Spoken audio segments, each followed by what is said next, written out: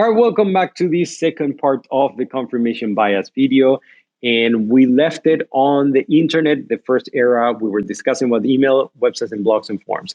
Just a quick warning, unless you watch that, the second part might not actually make a lot of sense, especially because we were talking about the fear and how that lead to looking for security, stuff like that.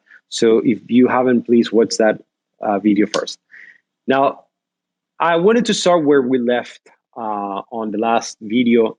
And we left by saying that the first era again facilitated the communication, and that was the pre social media era. And now we go to the social media. In this case, social media platforms start to appear kind of like as a continuation of the forms. As I said before, so far so good. There's nothing necessarily bad. In fact, I would say that the beginning actually facilitated the communication among people who might have passions about certain things that they might not encounter in their vicinity. So just by having the flexibility of finding people who were like-minded in other parts of the world, they were actually making a good. The outcome was positive. It was not necessarily a negative one.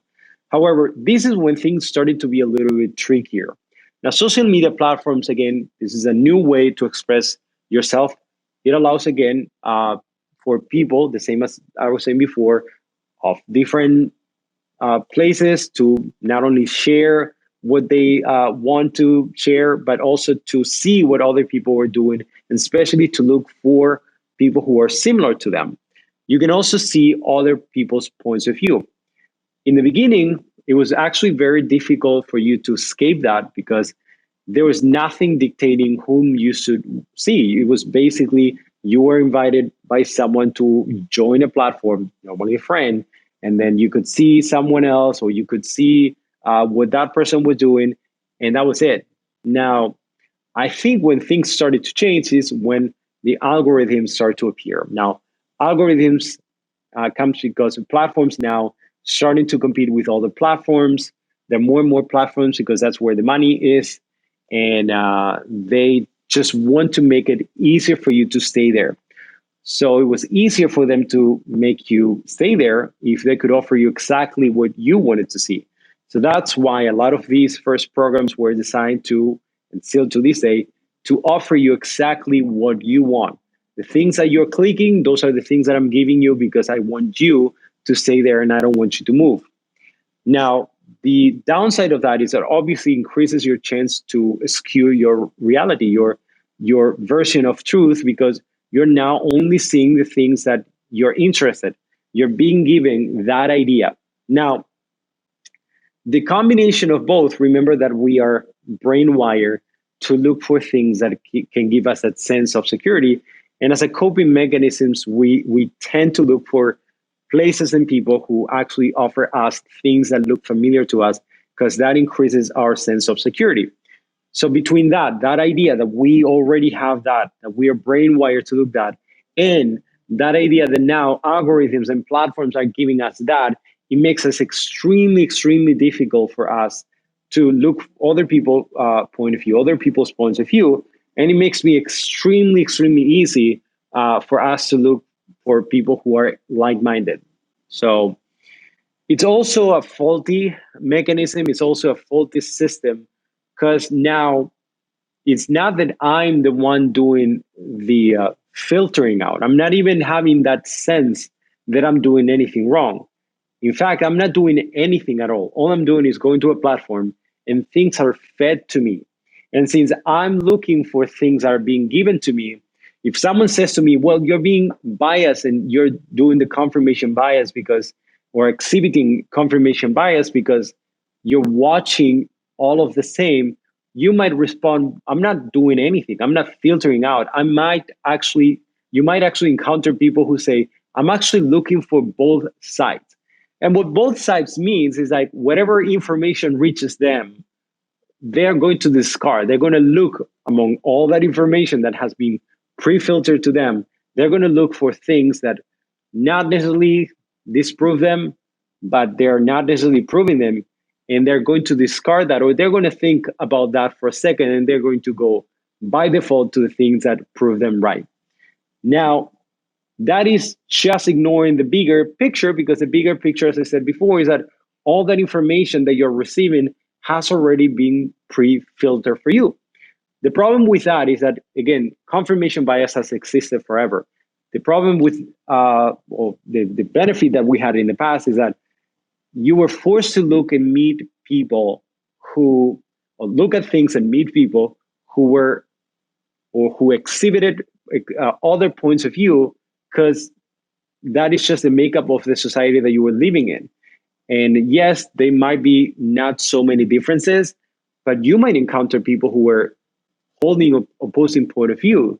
The problem now is that you're not doing that effort because you're now spending so much time in platforms that already do that job for you, that again you might have that feeling that this is a makeup of the entire world or your entire society, rather than this is the makeup of the people that have been selected for me. And those are two different things. And again, that is like, as I said in the first video, confusing heuristics with reality and truth.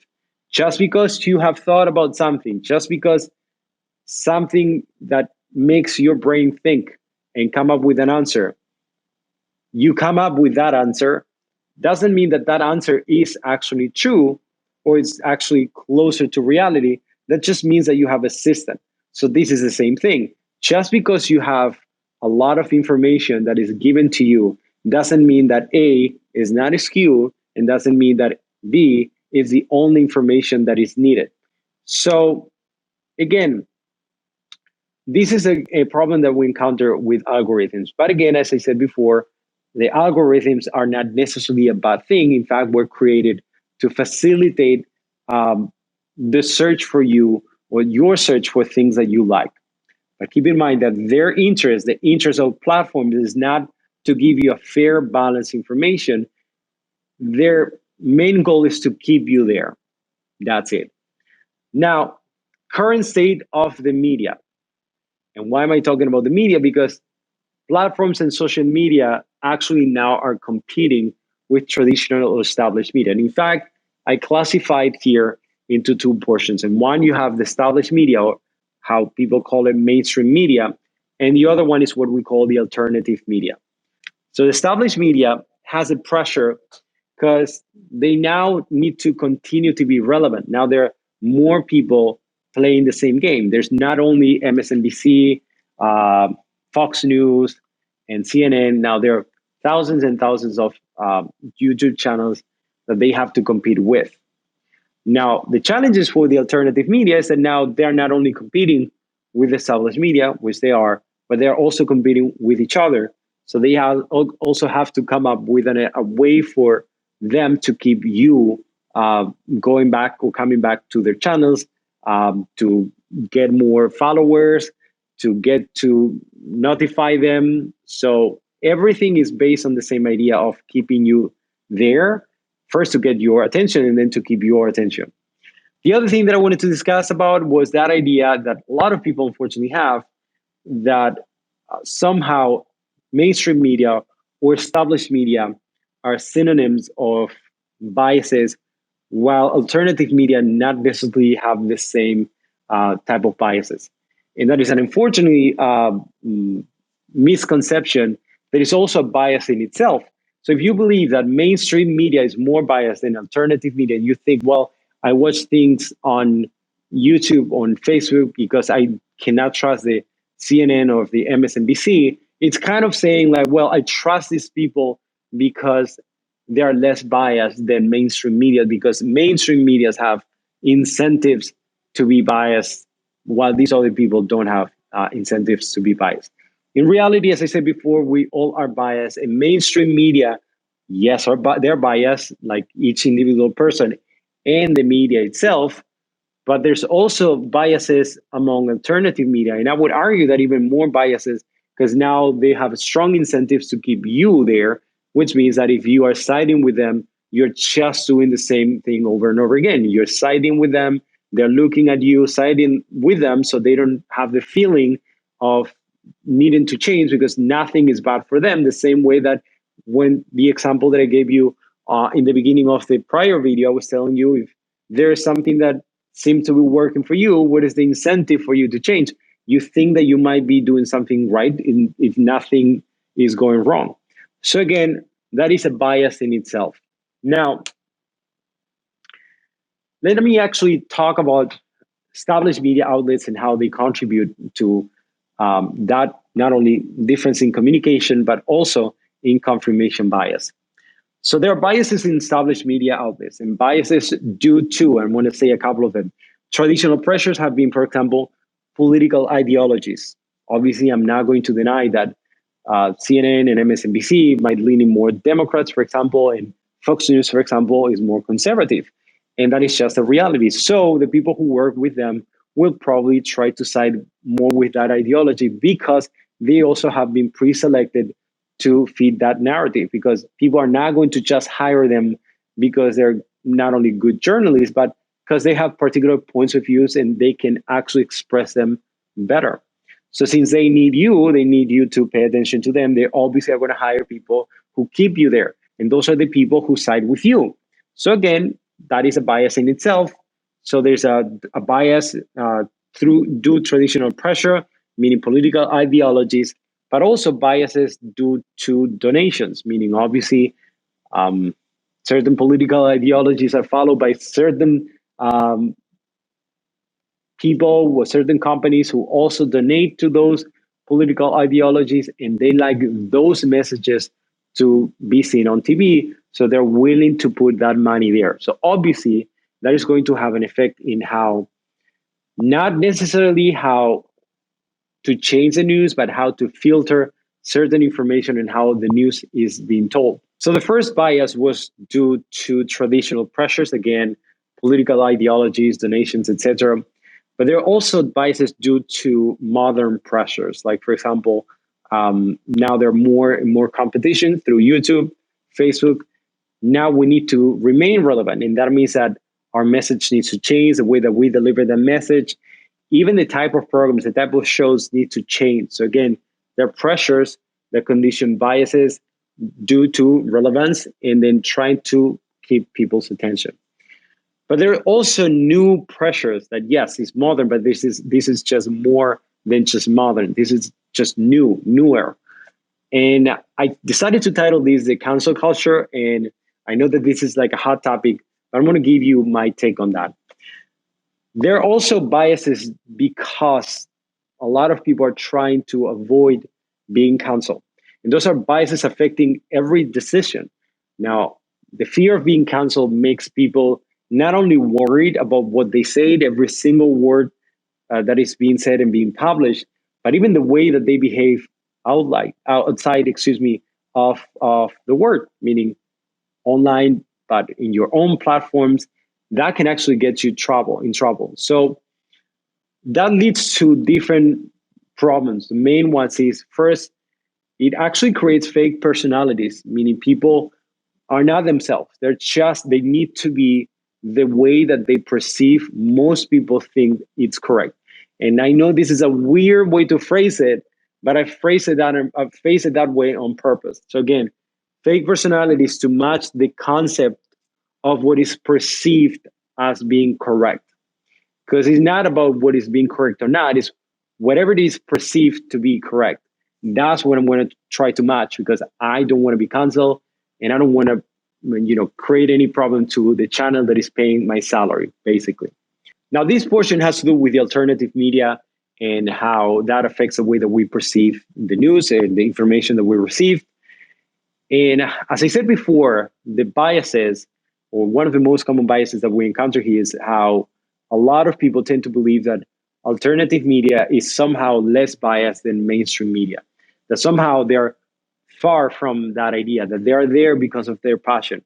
And that's one of the things that, yes, passion is good, but also you have to realize that people that are in mainstream media, most of the times those people have been trained to be there, not only professional journalism, but also people who have been doing the same thing over and over again.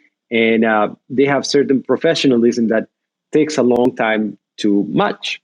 And again, I'm not necessarily saying that people from the alternative media cannot match that. Certainly, especially nowadays, in which it seems like alternative media productions are becoming more and more closer towards that idea of the mainstream media, meaning it's actually kind of indistinguishable because now they have not only more resources, but also um, technology has facilitated certain things that makes the work much, much easier.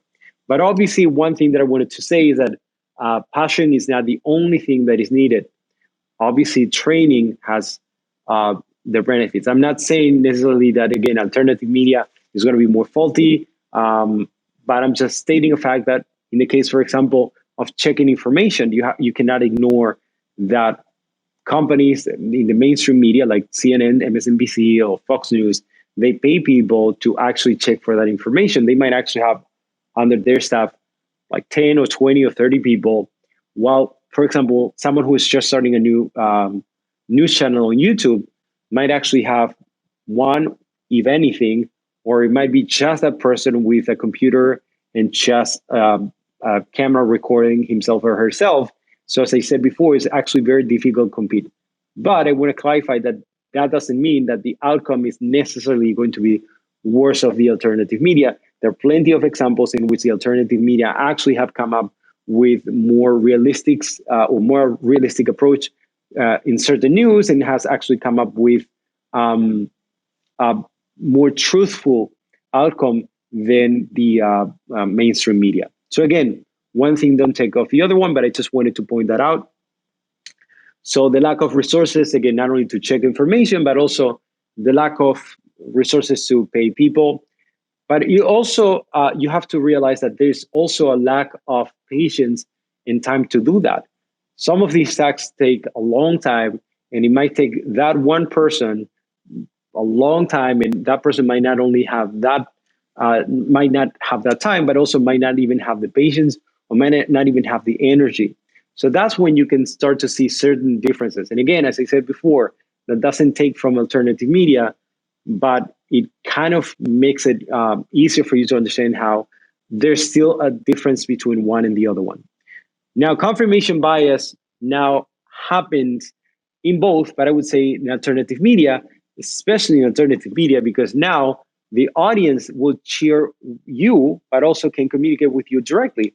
And this is one of the main differences between the alternative media and mainstream media. And this is a positive and a negative one at the same time. You can actually not analyze from a perspective. You just have to point out that there's a more direct communication between the audience and the authors. In this case, the people who are creating these channels tend to not only respond directly, but to be able to see the messages. What, for example, the people who participate or are hosts in MSNBC or CNN or Fox News, not necessarily will watch people on their YouTube channels and see what they have to say. So again, how is the confirmation bias happening there? Well, on one side, you have the audience who cheers the people. And then from the other side, you have the people being cheered, meaning obviously the host of that show on YouTube now can see what's working, and that person will try to replicate the same content. And then again, that will trigger the same people to look at the same content, and that will be the same loop that I was discussing before. Now, again, this is not necessarily a good or a bad thing from a interest point of view, meaning whatever it is that you're interested. Obviously, this is a better system because now you're basically being heard, and people who are creating that are giving you what you want. But at the same time, since you consume so much time there, you're probably just watching what you want to watch. And now I'm going to talk about us, the other side of the coin. So as I was saying before, yes, there's a side that has to do with the communication and the probable manipulation that we are subjected to, but we are not passive at all. We're actually collaborating with that, especially within the alternative media. Because as I said before, now we're giving that feedback to the people who create, meaning the content creators who now are creating the content for us. So it's a loop. So in one hand, we have us, the viewers, then now we have a low attention span. Why? Because we have become addicted. And addicted to what? To basically dopamine. Why? Because now we are inside of, or in front, excuse me, of our phone, in our iPads or our computers. And now all of a sudden we feel that urge, we look at something, and then that something trigger us towards something else. So every time we click on something, we receive a search or an increase in dopamine. And remember that dopamine is there just when you're looking for something to find a goal. So again, it's not the goal itself that will trigger the dopamine. In fact, once you achieve your goal, the dopamine will decrease. The dopamine is there just to create that behavior that would allow you to achieve the goal. And what is that? In this case, you see um, any picture that calls your attention, you click on it, and then before you click, and even when you click, and before the video appears, that's when you have your dopamine rush. And what happens is obvious that obviously the more you click, the more dopamine you will need. Therefore, the less space between one and the other one needs to happen. So now I'm actually clicking on one video, and within 30 seconds, now I need to click on another one to have the same rush. And unless that the content is amazing, it's wowing you. And by the way, that is actually becoming more and more difficult. Chances are that you're going to just click away within 10 seconds, 30 seconds, or 1 minute top. Now, again, as the viewers, low attention span, dopamine addiction, again, that idea of the reward system that we were discussing before.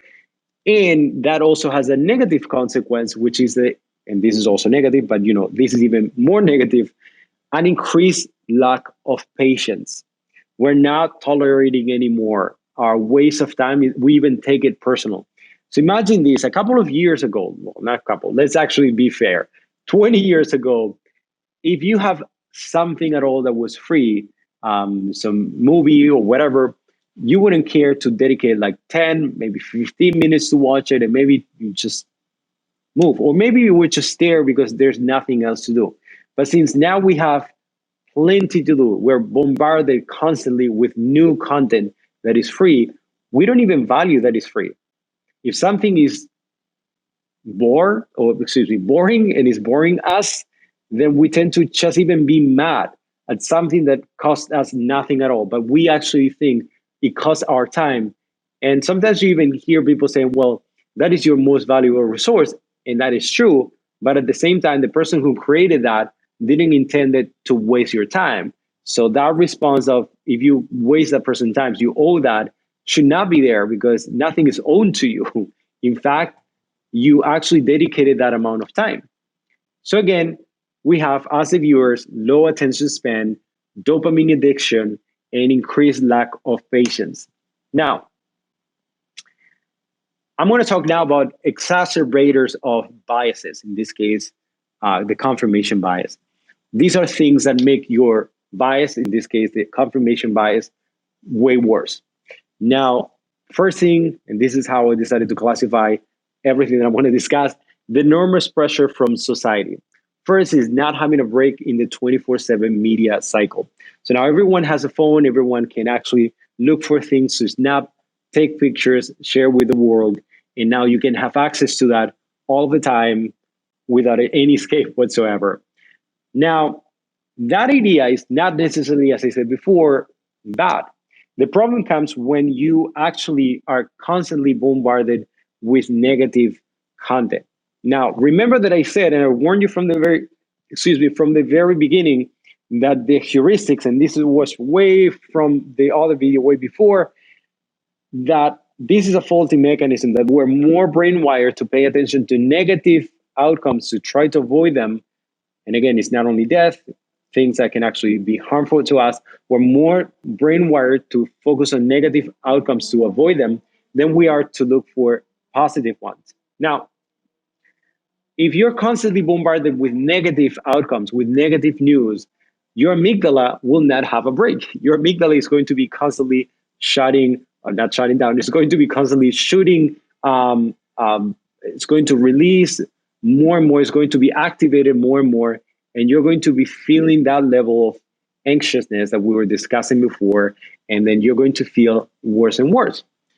Now, since it increases that anxiety level, it increases your sense of unsafety, or your sense of being or not knowing what's happening. Remember that one of the main things that we do once we feel anxious, when we don't understand our surroundings, is to look for things that are familiar to us because we want to come back to that sense of security. So, what do? We're trying to reassert our point of view to make us feel a little bit better. That is our coping mechanism. So, as you see, and if you look at it now from the big picture, the entire thing is we're now constantly bombarded with negative news or things that can be potentially dangerous. And even if it's not 80-20, even if it's just 20% that is bad, our 20%, as I said before, is going to be amplified because our brain is brain wired to detect those and to try to avoid them. So since we're amplifying those 20%, we're making everything out of this 20%. Now we feel unsafe. We're starting to feel insecure, unsafe, and then we're going to increase our anxiety levels. And as a way for us to cope with that, what we do is to try to look for familiar things, and we are going to look for things that reassert our points of view. So that's one of the reasons why immediately we're going to go back to our loop and we're going to go to that information that we perceive. So we have two extremes.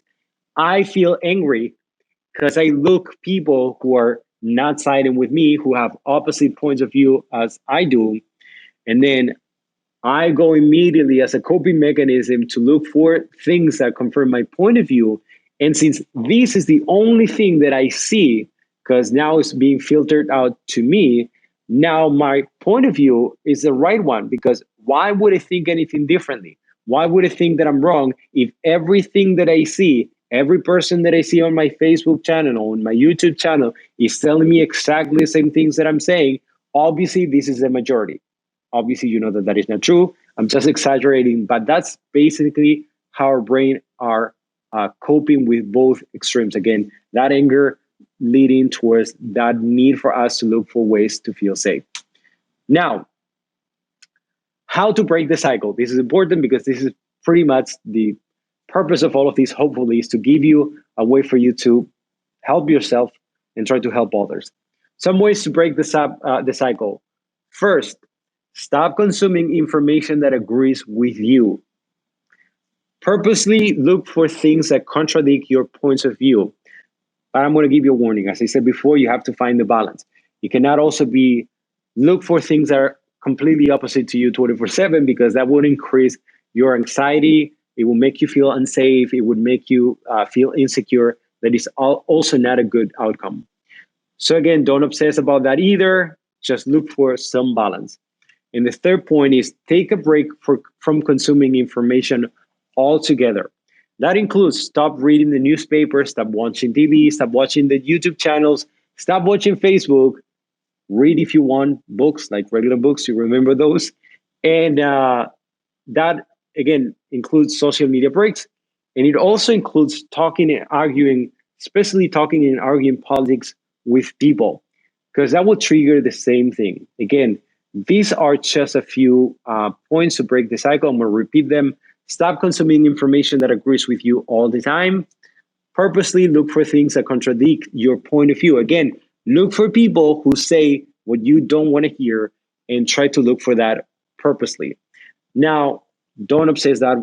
Don't obsess with that either, because that could be detrimental, as I said before. And third point, take a break from consuming information altogether. Now, I hope that this is clear. As I said before, I was struggling. I took a lot of information there, but I wanted to do a recap with everything that we have discussed in this two-part series. So the first one, from a survival point of view, our brain was wired again to detect things that were negative to try to avoid them. So we have a faulty mechanism, right? That makes us look for things differently. That makes us focus more on the negative outcome to try to avoid them. But as a way for us to cope with that level of fear of not understanding what's happening, we have coping mechanisms such as look for familiarity and look for things that make us feel safe. In the past, that would be belonging to a tribe and remain to that tribe. nowadays is belonging to a group of people who agree with you and staying with that, and moreover, to protect them.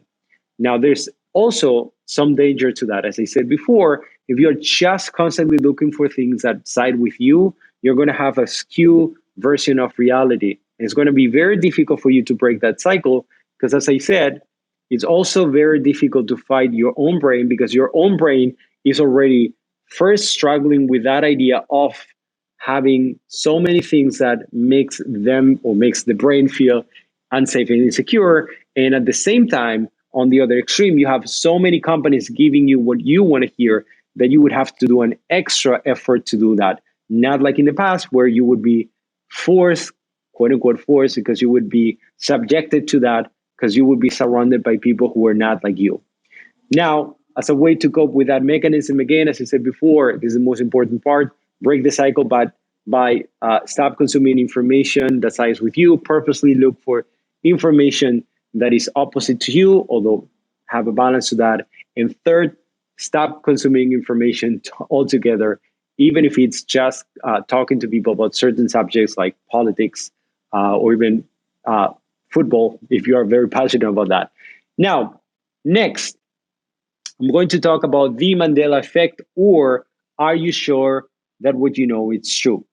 So, as I always say, don't use these as a way for you to feel bad about yourself, and also don't use these as a way for you to make other people to feel ashamed. This is a tool for you to realize on how that happens and why that happens, and hopefully finding some ways to break those cycles, as I was pointing out.